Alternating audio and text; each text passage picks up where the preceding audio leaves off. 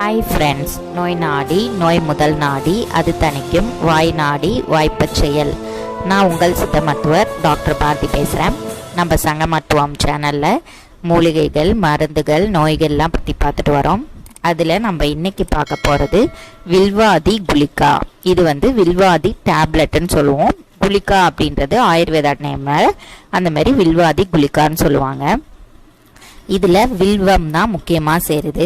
அது கூட துளசி, திரிபலா, அதாவது கடுக்காய், நெல்லிக்காய், தாண்டிக்காய், திரிகடுகு, சுக்கு, மிளகு, திப்பிலி, இது அது கூட மஞ்சள்லே சாதா மஞ்சளும் சேருது, மர மஞ்சளும் சேருது, புங்கு, தகரை அப்படின்னு சொல்லுவோம். தகரம் நிலை அப்படின்னு ஒரு இலை இருக்கு, அதை தகரைன்னு சொல்லுவாங்க.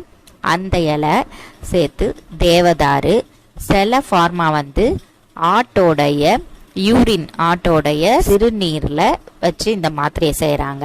சில ஃபார்மா ஆட்டோடைய பாலில் வச்சு செய்கிறாங்க.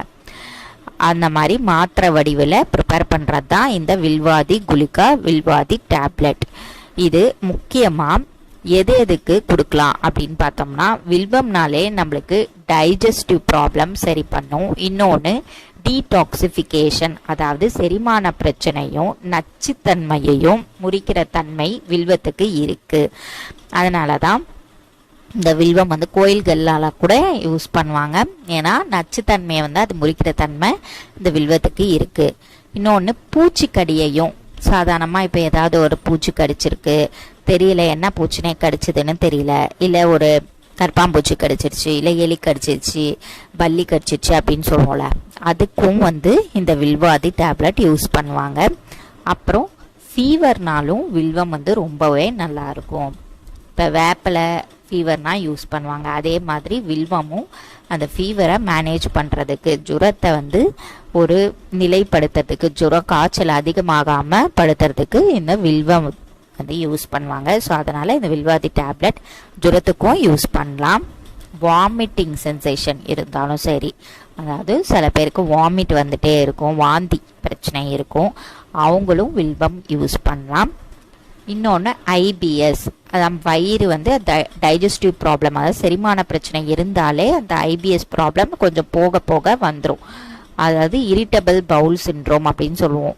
மோஷன் திடீர்னு போயிட்டே இருக்கும், திடீர்னு பார்த்தா கான்ஸ்டிபேஷன் ஆகும், லூஸ் மோஷன் மாதிரி போகும், டயரியா ஆகும், அப்புறம் பார்த்தா கான்ஸ்டிபேஷன் இருக்கும், வெளியில் போனால் ஒரு மாதிரி வயிறில் கடமுடான்னு சத்தம் கேட்டுகிட்டே இருக்கும், வயிறு உப்புசம் இருக்கும். அதெல்லாம் தான் இரிட்டபிள் பவுல் சிண்ட்ரோம் சொல்லுவோம். ஸோ இந்த பிரச்சனை இருந்தாலும் சரி, பிளட்டில் நச்சுத்தன்மை இருந்தாலும் சரி, அந்த பிளட்னா ரத்தத்தில் நச்சுத்தன்மை இருக்கிறதுனால டீடாக்சிஃபிகேஷன், டீடாக்சிஃபைடு பிளட் அப்படின்னு சொல்லுவோம். அதாவது ரத்த சோகை அப்படின்னு கூட சொல்லுவோம். சுத்த ரத்தம் இல்லை அப்படின்னு சொல்லுவாங்க. அதுதான் அந்த ரத்தத்தை சுத்திப்படுத்துறதுக்கும் இது யூஸ் பண்ணுவாங்க. பூச்சிக்கடிக்கு, அப்புறம் முக்கியமாக செரிமான பிரச்சனைக்கு யூஸ் பண்ணுவாங்க. இது எவ்வளோ அளவுக்கு எடுத்துக்கலாம் அப்படின்னா, 1-2 டேப்லெட் வார்ம் வாட்டர், வெதுவெதுப்பான தண்ணியில் சாப்பிட்டதுக்கப்புறம் எடுத்துக்கிறது நல்லது. குழந்தைங்களுக்கு இது கொடுக்கக்கூடாது, பெரியவங்க தான் எடுத்துக்கணும். ஆனாலும் தகுந்த மருத்துவர் ஆலோசனையோடு எடுத்துக்கிறது நல்லது. இதே மாதிரி பல வீடியோக்களை பற்றி பார்க்கறதுக்கு நம்ம சங்க மருத்துவம் சேனலை சப்ஸ்கிரைப் பண்ணுங்கள், லைக் பண்ணுங்கள், ஷேர் பண்ணுங்கள், கமெண்ட் பண்ணுங்கள். பெல் பட்டனையும் கிளிக் பண்ணிட்டீங்கன்னா உங்களுக்கு நோட்டிஃபிகேஷன் வந்துடும். நம்ம போடுற வீடியோக்களை நீங்கள் பார்த்து தெரிஞ்சுக்கலாம். தேங்க்யூ.